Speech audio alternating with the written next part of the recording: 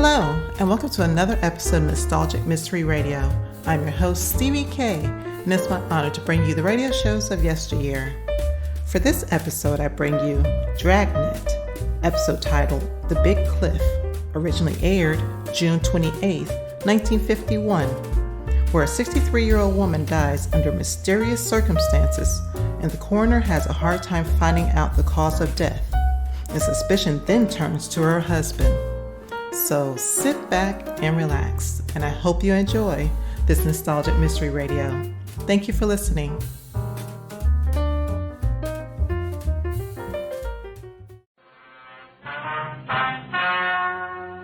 The story you are about to hear is true. Only the names have been changed to protect the innocent.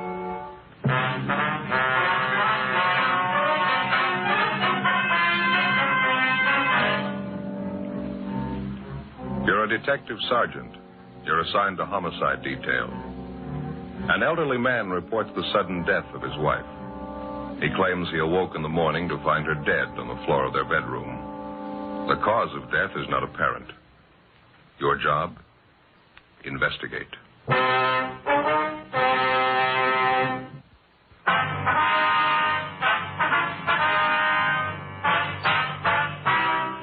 Dragnet, the documented drama of an actual crime.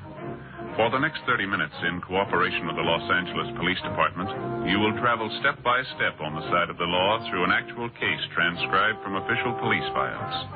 From beginning to end, from crime to punishment, Dragnet is the story of your police force in action. It was Friday, November 12th. It was cold in Los Angeles. We were working the day watch out of homicide detail. My partner's Ben Romero. The boss is Thad Brown, chief of detectives. My name's Friday. It was 9:38 a.m. when I got back to the first floor of the Blackwell Hotel. Room 7. Oh, hi, Joe. Come on. Yeah. How's the old fella doing? Did he tell you anything? Hasn't talked at all. He's pretty broken up. The woman's dead. That's about it. Well, how about the bruise on her forehead? You think that could have been it? No, it was just a slight bruise. I don't think that could have killed her. They moved the body out of the room yet? Yeah, they just did, taking it downtown for the autopsy. Well, I guess we can take the old man back to his own room now, huh? Yeah, I think so. He's back here in the kitchen there. Fixed him a cup of coffee. Still feeling pretty bad. Mr. Turner, would you like to go back to your room now? Everything's been fixed up. Mr. Turner? What happened? You can tell me. What happened to Gertrude? I'm afraid we don't know, Mr. Turner. Not yet. I told you about it, didn't I? Woke up this morning about 8 o'clock. Put my arm over on the pillow and she wasn't there. And I got up and I saw her laying on the floor. My wife, Gertrude. I felt her arm. She was cold. Ice cold. Somebody ought to know what happened. Well, we'll let you know just as soon as we get the coroner's report, sir. Would you like to go back to your own room now? What's the coroner have to do with it? Well, he's going to have to perform an autopsy. We'll have the report for you tomorrow morning. I don't want him to do that to Gertrude. I don't want him to. I'm sorry, sir. I'm afraid it's necessary. Deaths of this kind, there was no doctor in attendance, nobody to sign the death certificate. There's nothing I can do, nothing to help her. I'm sorry, Mr. Turner. Can we help you back to your room, sir? Is she still there? No, sir. They've taken her body downtown. Can I give you a hand there? Thank you. All right. I'll get the door.